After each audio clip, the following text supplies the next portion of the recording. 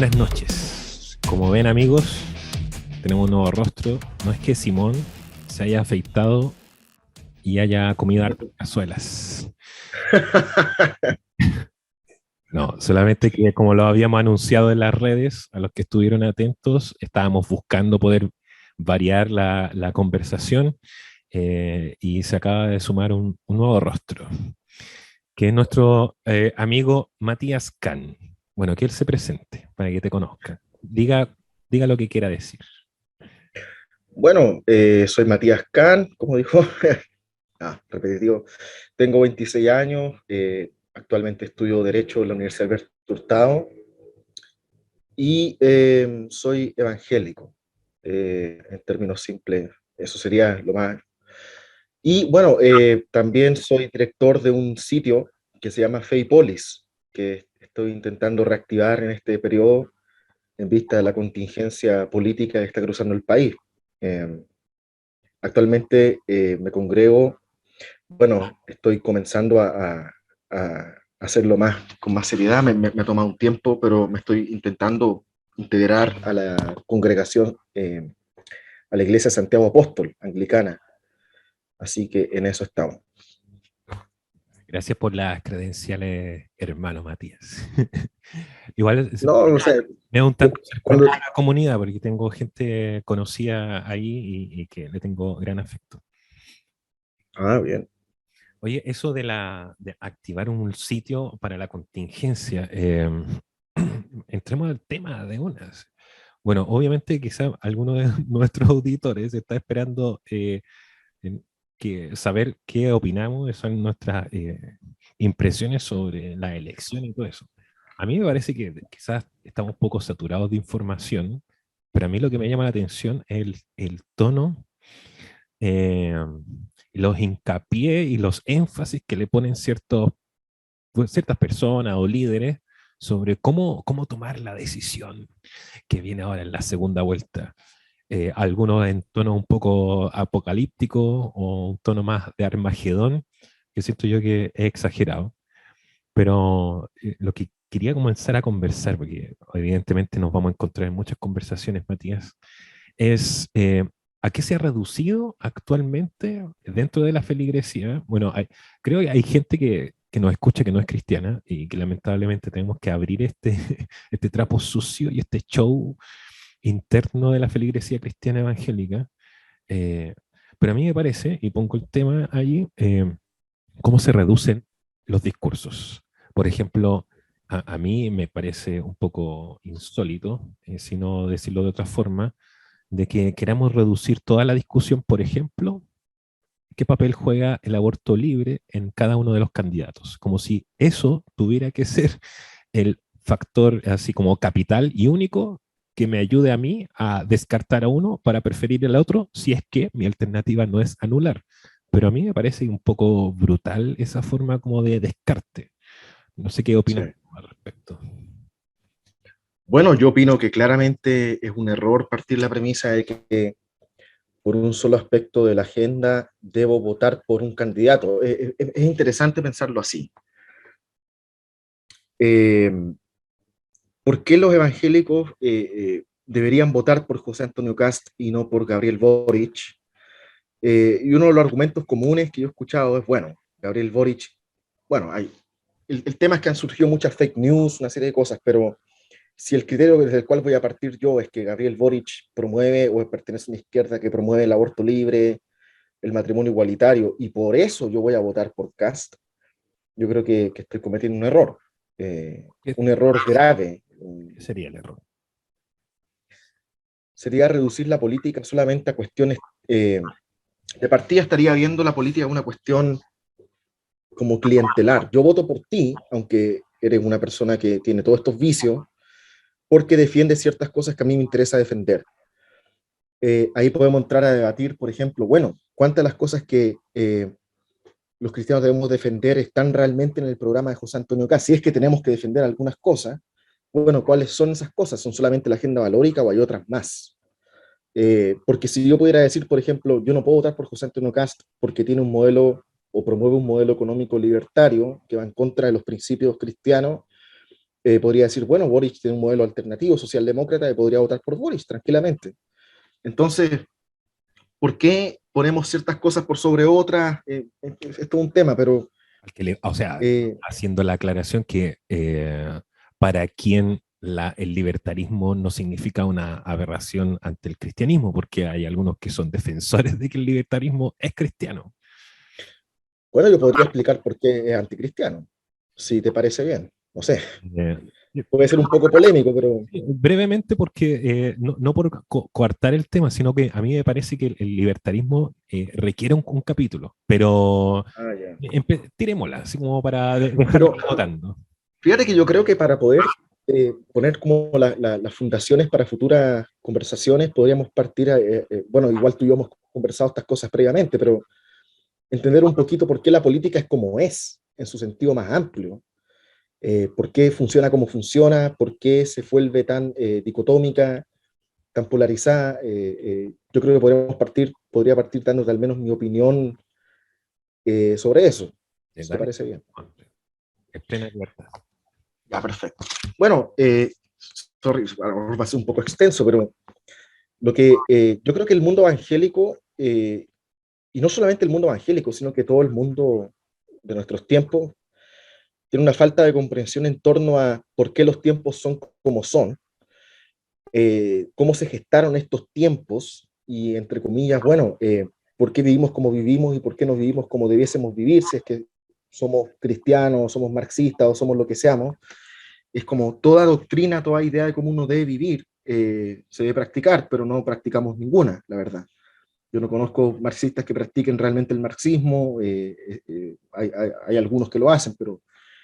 y podríamos empezar a pensar, bueno, ¿cuánto de lo que hacemos los cristianos es realmente cristiano? Y yo creo que para entrar ahí, tenemos que entender más o menos el momento histórico que nos encontramos, que es un momento histórico que se gesta a grandes rasgos en los últimos 30 años, no solamente en Chile, estoy hablando a nivel global, siempre hay que tener en consideración eso, en que modelos políticos alternativos que en el siglo XX se disputaron el poder fracasaron. El fascismo y el comunismo fracasaron. Tras la caída del muro de Berlín, digamos, la desintegración de la Unión Soviética, por supuesto, un autor bien conocido, esta frase es conocida por algunos que escuchan, posiblemente ya la han escuchado, pero un autor neoconservador llamado Francis Fukuyama dijo que estábamos en algo así, había llegado el fin de la historia, porque esos dos modelos ya habían fracasado los dos. En la Segunda Guerra Mundial fracasó el fascismo, en la Guerra Fría terminó ganando, o sea, perdiendo el comunismo, entonces eventualmente ganó. Que lo dice en el contexto, ¿no? Porque para algunos que no manejan la frase, quizás, no, pero ¿cómo terminó la historia si seguimos aquí de pie? Se refería Claro, a la idea de esto, de los grandes discursos, de los grandes proyectos que exacto, prometían un tipo de utopía de un lado u otro del muro de Berlín y que fracasaron. exactamente. Porque ganó un proyecto, que era el proyecto occidental, el proyecto norteamericano, que está compuesto en términos simples por un modelo capitalista y un modelo democrático, una constitución y una democracia. Eh, es el modelo que ganó y es el modelo al que estamos acostumbrados. Acá en Chile no teníamos ese modelo, o sea, tuvimos un modelo con una democracia, una república, un mercado antes del golpe, pero después, digamos, se nos impuso por la fuerza un modelo que es peculiarmente radical respecto al rol del mercado. Peculiarmente también radical en tanto intenta mantener siempre, digamos, más o menos limitada la democracia a través de la Constitución, que fue lo que se discutió en demasía en los últimos 2 años, así que no hay mucho más que decir respecto a eso. Y Pero bueno, ¿cómo llegamos? una pregunta, una aclaración, cuando hablamos de lo que dijiste al principio, puedo inferir. Cuando tú te refieres a tener un entendimiento de cómo llegamos aquí y por qué estamos acá, estás hablando también de tener una noción, o sea, estamos hablando de términos básicos y necesarios, que tampoco no son fáciles de asimilar, porque implica averiguar. Entender implica tener una mirada hacia nuestra historia, mínimo.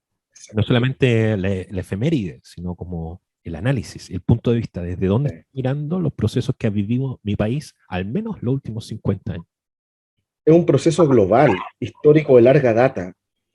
Tenemos que, es un poco complicado, digamos que hace 2000 años atrás, se levantó un hombre que era Dios, que se llamaba Jesús, Jesucristo. Eh, Difundió un mensaje que fue asumido por mucha gente. Este hombre era Dios, resucitó, bueno, fue crucificado, pues resucitó, y eventualmente su mensaje fue promovido por la primera iglesia.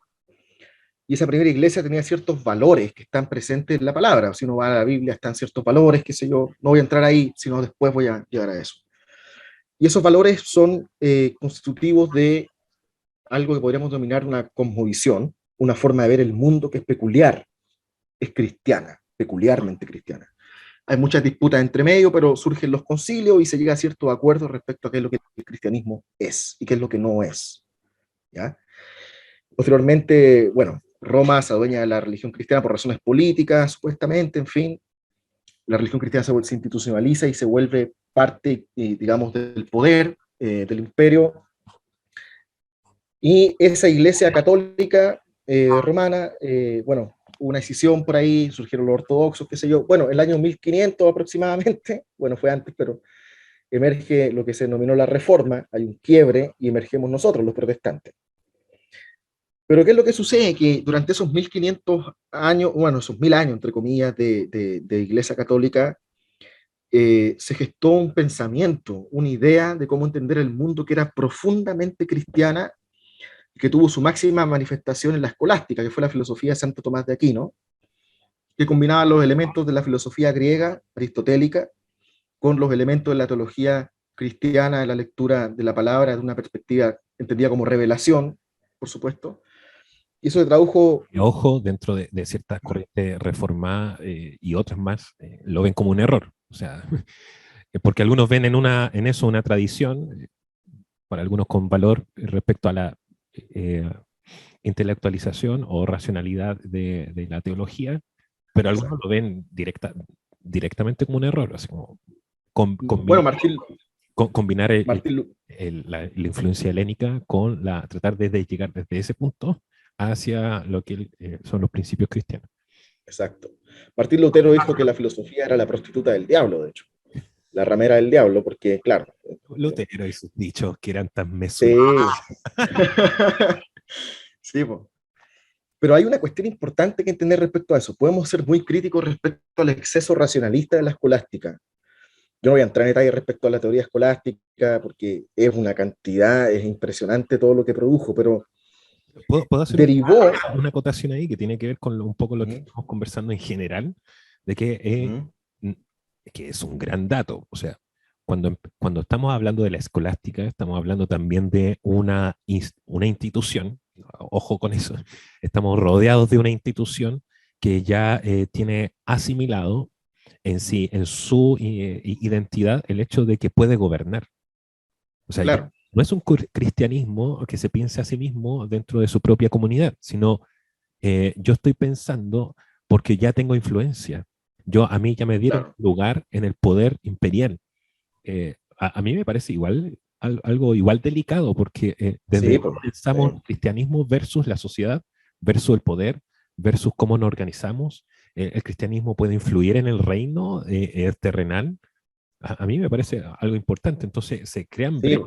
De hecho, esa, ahora que estaba leyendo a Bernard Eller, a los anabaptistas, ellos se sienten como una tercera vía cristiana. Ellos no vienen del catolicismo, no vienen de la reforma, que también tuvo una influencia en los nuevos reinos, de cómo se fue disgregando este poder del Vaticano, y ellos se sienten como una tercera vía de decir, no, nosotros no entramos en esa discusión sobre el cristianismo y poder. Entonces, exacto. se crea bueno, estos pensadores también son muchas veces consejeros de papas o de reyes. Claro. Entonces, es un cristianismo que empieza a combinar la reflexión con la idea del poder o de la polis. ¿No? Pero el tema ahí es que, bueno, eso se llega a eso después, porque el quiebre que formó Lutero fue tan grande que produjo un efecto negativo, diría yo. Lo que pasa es que, pensémoslo así, digamos que la verdad existe, primera cosa, ¿ya? Porque hoy en día se dice que la verdad no existe. Eso, yo estoy en contra de eso personalmente y podría explicar mil razones por las que eso es una estupidez, con todo respeto, pero a mis hermanos más postestructuralistas, Pero la, Digamos que la verdad existe y es un espejo, y ese espejo se quebró Ujú. en la humanidad, producto de, no sé, por la diferencia lingüística entre todos los seres, se forman diferentes culturas, lenguajes, y ese espejo se quiebra y quedan trozos dispersos por todo el mundo, en todas las culturas, en todos los lenguajes, en todos los territorios, y digamos que el cristianismo encuentra un buen porcentaje de esos trozos dispersos del espejo, porque tiene la verdad revelada. Y digamos que para poder hacerla coherente en un contexto histórico particular, bueno, el primer caso es San Agustín, hizo un esfuerzo tremendo ahí, Plotino también, pero digamos, bueno, los padres de la iglesia produjeron su propia teología, que la iglesia católica rescata eventualmente también, pero digamos que la escolástica fue el colmo de ese proceso de racionalización y coherencia, o sea, hacer más coherente y cohesiva toda la revelación en conformidad con la razón práctica que emerge de la filosofía griega.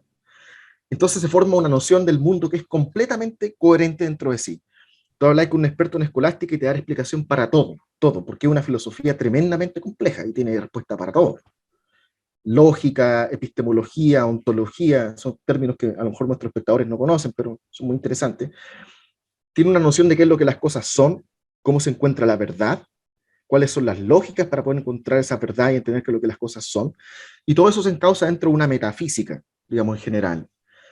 Eh, no solamente como disciplina filosófica, sino como una noción de las cosas que trascienden lo físico. Hay una estructura racional que uno puede entender a través de la razón, ¿cierto? En la que existen principios trascendentes como el bien, lo bello, lo justo, que uno puede deducir y que están presentes en la palabra. Entonces, la escolástica logra sintetizar, en términos simples, una lectura coherente absoluta del mundo completo, la naturaleza, el hombre, su rol en la historia, su rol en la vida eclesial, lectura completa de todo el mundo. Con la reforma esa lectura se rompe, podemos estar en desacuerdo con la lectura, pero estaba esa lectura, que tenía, no sé, un 50% de los trozos de los espejos dispersos del mundo, lo había acumulado ella, ¿cachai? Se destruye entonces eso y se inicia un proceso que va derivando en algo que podríamos llamar la autonomía epistemológica del sujeto moderno, ¿ya? La epistemología es la forma en la que yo encuentro verdades, el método a través del cual encuentro la verdad. Y resulta que ese proceso, por supuesto, estaba completamente capitalizado por la Iglesia Católica, porque ella decía cómo se encontraba la verdad, entre comillas, la escolástica lograba hacerlo bien. Entonces, bueno, aquí inicia ese proceso y eventualmente emerge una razón cada vez más libre de las ataduras de la doctrina escolástica, las ataduras de la Iglesia Católica, y en ese contexto entonces emerge una pluralidad de visiones del mundo cada vez más específica. Ya no hay un sistema integrado donde todo cabe. Entonces emerge una pluralidad de cosmovisiones y de visiones del mundo, donde se va escindiendo la ciencia de la filosofía de la ética, por ejemplo. Se va escindiendo, no sé, todo lo que es tecnología y ciencia se va escindiendo lentamente de la ética, porque en la escolástica estaba todo junto, era todo una sola cosa. Eso empieza a deshacerse. Entonces el mundo se quiebra, entre comillas. Y no solamente se quiebra, se empieza a desencantar, Me llama la atención. diría. El quiebre también viene por un lado, eh, implica un empuje político. O sea, el quiebre es la hegemonía interpretativa, la tenía la Iglesia Católica, por así decirlo, o el papado, porque bajo su alero contenía a estos pensadores, que uno puede estar de acuerdo o no, respecto a este gran universo de pensamiento que ellos crearon en la Edad Media, que por cierto, sin ella no existe la modernidad. De hecho, previo a Descartes, hay otros filósofos que vienen de la escolástica que abrieron la brecha para este pensamiento secularizante. Sí, pues, Pero pasa de que Potter. dentro de este universo aparece, uno podría decir, ¿es posible que dentro de esta voz que parece omnisciente, al tratar de definir todo el universo o hasta Dios mismo, cómo es posible que aparezca una voz disidente? Y aparece. Pero aparece Lutero Claro. y empieza a pensar también, bueno, ¿qué le sucede a la iglesia en Alemania? Pero también empiezan a aparecer otros reformadores que no solo, a lo que quiero llegar es, no solamente piensan en nivel teórico lo que implica su disidencia, sino que también dicen, bueno, localmente, esto cómo lo aterrizo en esta responsabilidad que me lleva desde mi cosmovisión cristiana a lo que tenemos que vernos las caras todos los días, que es la administración de los bienes, cómo nos gobernamos, cómo llegamos a las decisiones. Entonces, esta diseminación no solamente de pensamientos, sino de formas de entender la sociedad, la política, etcétera. Claro, efectivamente. Y ahí está, yo creo que yo personalmente no sé si fue un acierto cuando Lutero denomina a la filosofía la prostituta del diablo, porque, bueno, ahí emergen las cinco solas, en fin, lentamente la reforma va instaurando su propio paradigma y el protestantismo se define a sí mismo a través de los siglos, eh, pero al mismo tiempo se gestan revoluciones de otra índole epistemológica.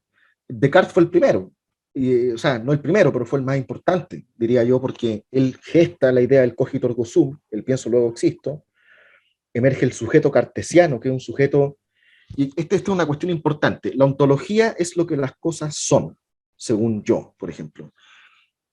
Y es una disciplina también que ha tomado fuerza en los últimos años, porque está empezando a especificarse, mucho más, a especializarse la ontología, pero ya está presente en toda la filosofía previa durante todos los tiempos. Pero había una cuestión importante que en el medievo y en la visión de la escolástica y también de San Agustín, antes, mucho antes, ya existía algo así como una ontología, y esto lo dice John Milbank, que es un teólogo que yo sigo, había algo así como una ontología de la participación. El mundo existía porque Dios definía todo lo que el mundo era y cómo debía ser, respondía a fines últimos, a fines trascendentales. La flor florece porque está en el, digamos, es parte de la naturaleza que Dios creó, es partícipe de esa gracia que está presente en todo, que la flor florezca, que el hombre sea así, que la mujer sea así, todo tiene un fin, todo tiene una explicación. Entonces todo es partícipe de la gracia. Y hay un giro radical que algunos autores como John Milbank sitúan en el teólogo escoto, pero que también uno puede pensar, bueno, Charles Taylor también es un filósofo que a mí me encanta, en su libro La Era Secular va explicando este proceso. En el fondo, esta ontología se quiebra y con la autonomía epistemológica del hombre moderno, que está muy bien plasmada en el sujeto cartesiano de Descartes, bueno, emerge la idea que nosotros podemos definir nuestros propios fines. Y ya no respondemos a esos fines últimos que Dios dispone en un mundo del que es partícipe de él. En el fondo, cada vez más se implantaron la idea de que nosotros estamos, Dios nos dejó nuestro haber en el mundo, nuestra suerte, y nosotros podemos buscarle, obviamente, pero es como, ya no somos partícipes de eso, es como y el mundo se desencanta, se va desencantando. En el medievo, no sé, pues, habían cosas que estaban malditas, cosas que estaban benditas, objetos que tenían espíritu, habían ángeles y demonios pugnando por el alma de la gente, y todo es completamente, es un mundo encantado. Y ahí es donde Charles Taylor habla del sujeto poroso, que es un sujeto es poroso porque está abierto a recibir estas fuerzas cósmicas que se lo están disputando. Entonces antes no era depresión lo que tú tenías, estás endemoniado. Antes no era, qué sé yo, tú te alejabas de la constancia. ¿Mm? Creerían, hay quienes podrían sostener actualmente esa explicación todavía, ¿no? Bueno, sí, y en ciertos casos uno podría pensar, bueno, Sí. interesante discutirlo, eh, pero entonces con este abandono de ese periodo que se llama cristiandad, digámosle cristiandad, este periodo largo de la hegemonía de la Iglesia Católica, emerge este nuevo periodo con este nuevo sujeto, con esta dispersión, digamos, teológica, epistemológica, filosófica, que va derivando la modernidad. Gracias a Descartes emerge la ciencia, como la entendemos hoy en día, no puede haber ciencias sin Descartes. Es en gran parte el sustento de toda la epistemología occidente de Descartes. Después viene David Hume en Escocia, y en fin, hay todo un proceso ahí que se va gestando una razón cada vez más independiente de la revelación cristiana. Y por lo mismo, el protestantismo también ya no comienza a generarse esta idea, porque en el mundo medieval estaba todo bien separado, los tiempos estaban bien escindidos, dice Charles Taylor. Tú ibas a la digamos, tú celebráis la Eucaristía en la misa, qué sé yo, y ahí, claro, tú entras en un campo distinto y después salías de la iglesia y había otro campo y trabajabas durante la semana y después ibas ahí de nuevo o al monasterio a orar. Y es como que el cristianismo, esta institucionalidad compleja, hegemónica, capitalizaba la posibilidad de que tuvieras acercarte a Dios. Era en el fondo era un modo de vivir completamente escindido, pero con la reforma eso se rompe en gran parte, y ahora la fe se personaliza más. Y de hecho, esa subjetivización de la fe permite después el surgimiento de la autonomía epistemológica. A mí, ¿Ya? Es todo un proceso. tratando de conectarlo con el principio, esta pregunta por la polarización, bueno, nos fuimos bien atrás, pero a mí lo que me resuena de esto, de esta historia, es de que pensando también lo que va pasando hacia futuro con el golpe de la reforma, es de que me imagino como un todo que está interpretando bajo su hegemonía y comodidad por el poder que manejaba, se empieza a resquebrajar este poder, aparece una voz disidente cuando creíamos que no podían aparecer voces disidentes, y dice, bueno, pero ¿qué pasa si esto se trata de interpretación? Que es como uno de, de los aportes, por así decirlo, de la reforma al pensamiento moderno. Si hay una interpretación que yo siento que es un poco más correcta respecto a esta escritura que yo acerco a mi experiencia personal, y de hecho necesito traducirlo a mi lengua porque ya no quiero que eh, El latín. un poco pensando en lo que tú estabas diciendo, que no esté relegado a que yo tenga que pedirle permiso a una institución para poder acercarme a las palabras de Dios. Entonces yo lo Exacto. acerco a mi casa. Tengo el libro sagrado, ahora lo tengo dentro de mi hogar, yo no tengo que ir a la biblioteca de la ciudad o al monasterio o a la iglesia para que incluso ni siquiera leerlo, sino que me lo lean. Yo lo leo directo. Exacto. Pero pasa que aparece Lutero con su propia voz y dice, bueno, yo lo interpreto y veo, hay un error aquí, veo una fisura en el poder y soy disidente de esa voz porque veo de que tengo una otra interpretación. Y me llama la atención que ahora que he estado estudiando a los anabaptistas respecto a ciertas doctrinas, empiezan a aparecer otros que también pueden decir, bueno, también tenemos disidencia no solamente con el catolicismo, tenemos una disidencia con Lutero, y cada uno empieza a notar bueno, parece que no hay una institución o un poder que podría delegarse a sí misma simplemente la autoridad de tener la interpretación correcta. Y no solamente en doctrina, sino en formas de organización, que es No, uno de los grandes, no sé si males, pero características también del protestantismo y mucho más de lo evangélico, esta diseminación de congregaciones, porque cada una de ellas, más allá de que si están peleados o no, cada una tiene una interpretación sobre cómo es más correcto organizar las finanzas, cómo organizar también a los líderes, cómo hacemos la liturgia. Es porque viene de este pensamiento de decir, bueno, ¿hay una lectura hegemónica o podemos presentar cierta disidencia a eso? Entonces, me pasa que volviendo a nuestra posición actual, como para rescatar cosas que nos enriquezcan de este mini recorrido histórico, pero eh, falta la parte más importante del recorrido, sí, pero dale, dale. pero solamente como a modo de Ah, referencia, ya. resumen, que claro, se empieza a diseminar esto, entonces parece de que no necesariamente, parece que hay una voz que pueda como aunar y orquestar todo y decir, bueno, esta es la verdad, sino que parece que desde el punto en que yo, donde estoy parado, desde donde tengo acceso a esta voz registrada divina, que es, no sé, la Biblia, pero si yo leo la Biblia desde Sudamérica, es muy diferente a que si la leo desde Finlandia, o si la leo junto a Lutero, a que si la leo junto a, no sé, eh, en Ginebra, junto a Calvino, etcétera, etcétera. O si la leo junto al hermano protestante que están quemando aquí los mismos calvinistas. Entonces, Claro. eh, eh, ahí uno nota en que entonces parece que ¿quién tiene la voz mandante? O parece que en temas sociales o en temas estructurales no necesariamente podemos estar en todo de acuerdo. Entonces, Claro. entonces parece que si alguien hoy día, en el ejemplo más chileno, alguien se levanta y diga, es que esta es la salida o es la salvación para nuestra fe en cuanto a gobierno, como Sí, que pues.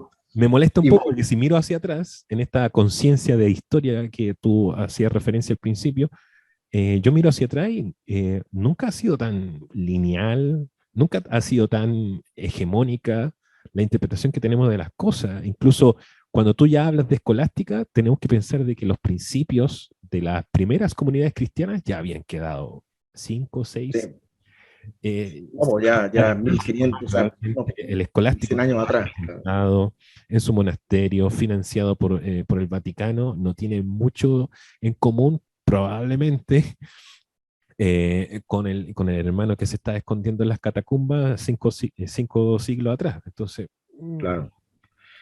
Bueno, pero eso va trayendo los problemas a los que yo quiero llegar, porque la pluralización del mundo, la pluralización epistemológica y ontológica que va dando lugar a la modernidad, tenemos el Renacimiento primero, después la Ilustración, ahí emergen a grandes rasgos lo que se denomina modernidad. Podemos decir que entre el siglo XVIII, no, siglo XVII, siglo XVIII y siglo XIX es el periodo donde se concentra eso que se denomina modernidad, y una mitad para atrás es Ilustración, digámoslo así. Que ahí se da toda la revolución científica y todo el tema, y después la revolución industrial. Y eso da lugar, por supuesto, al capitalismo. Pero vamos a ir un poco más lento. O sea, voy a ser más rápido, pero digamos que la modernidad está caracterizada por un nuevo sujeto que no es poroso, ese sujeto sometido a fuerzas cósmicas, es un sujeto espinoso. Ya no está sumiso ante esas fuerzas cósmicas, de hecho puede atraer la razón a entender el mundo, ya no es de los fines últimos de la escolástica, de la razón, qué sé yo, aristotélica. Entonces, el ser humano puede empezar a darle fin él mismo a las cosas y puede empezar a domar la naturaleza con intereses distintos a los que, no sé, la revelación disponía o la que la Iglesia Católica disponía. Entonces, en este proceso se pierden de vista muchas cosas que la escolástica tenía y que a lo mejor no fue bueno perder. Y se rescatan algunas y se van como deformando un poco. Y llegamos a un entuerto grave que yo diría que recientemente leí un libro de un autor que se llama Jean-Claude Michéa, que me lo recomendó Manfred Svensson, que es un filósofo acá de Chile, protestante. Él me lo recomendó porque yo soy un crítico bien duro del liberalismo y quiero explicarte de dónde emerge eso en particular, porque ahí vamos a entender todo el problema actual. Entonces, todo esto que dije ahora es para entender qué es lo que es el liberalismo, porque el liberalismo no es solamente una teoría política y no es solamente una ideología, es mucho más, es una ontología, de hecho. Es una forma de ver el mundo. En términos simples, en toda esta pluralización del mundo que se está gestando en esos siglos posteriores al siglo XVI, del siglo XVI en adelante, todo este proceso largo de unos 200, 300 años, emerge la guerra religiosa en ese contexto, al mismo tiempo las revoluciones científicas, y bueno, antes hay un proceso importante, se me olvidó mencionar.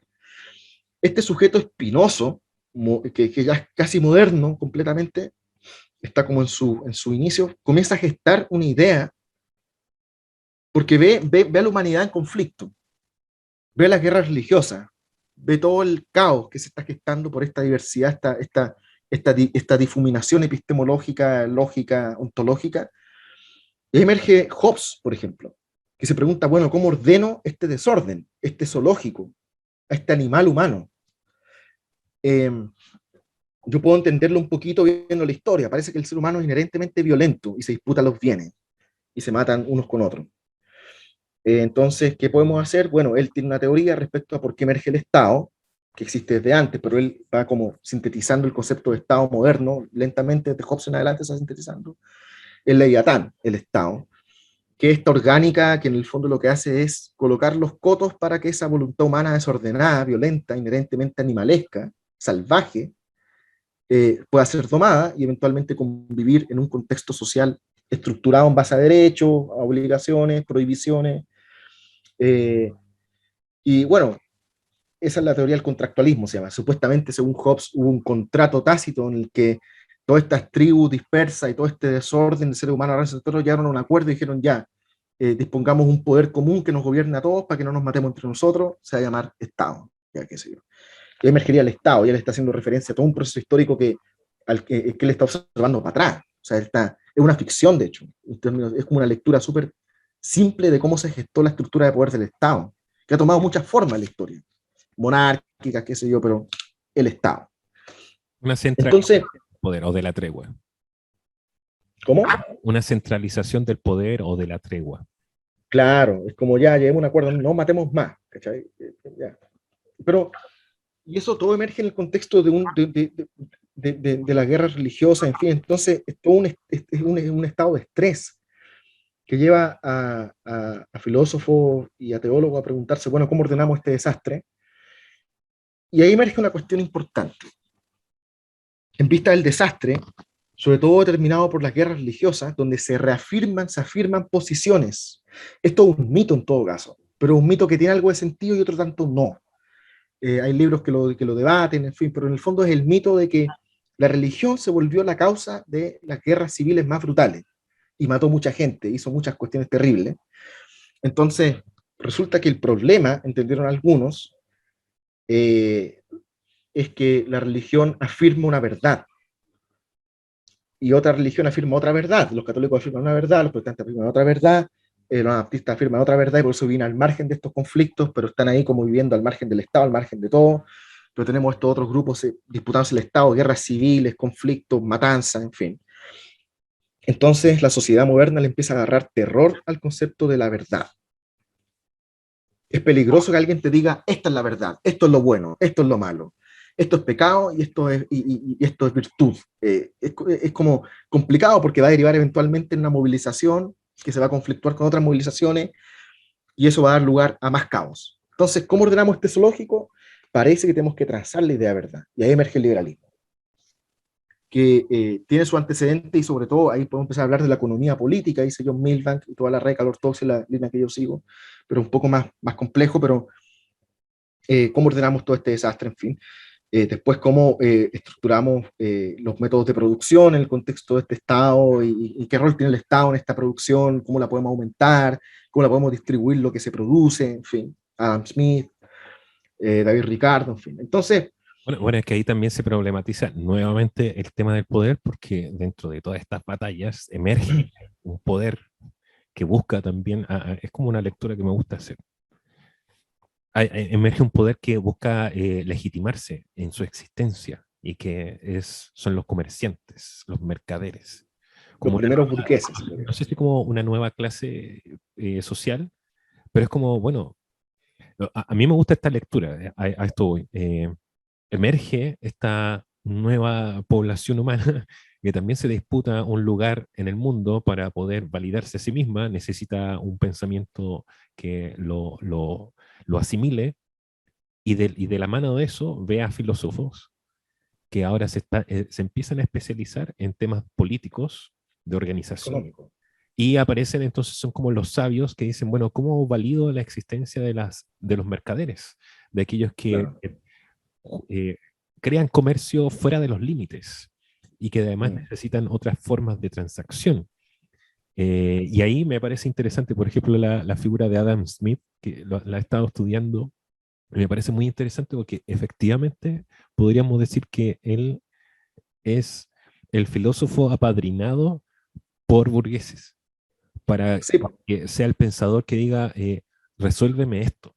Cómo podemos presentarnos frente a la justicia para que las leyes, y ahí es lo que me parece importante y fuerte, de cómo se empieza a secularizar esto, porque ya el tema no es Dios o la verdad, sino es cómo me valido a mí mismo, porque Adam Smith, por favor, escribe sobre nosotros, porque nosotros somos valiosos para esta sociedad y necesitamos derechos y leyes que nos sí, validen y nos ayuden. De hecho, Adam Smith, me parece muy interesante que él siendo eh, eh, estar bajo el mecenazgo de un duque, él prefiere no solamente abocarse solamente a la escritura, sino a trabajar en aduanas hasta que murió.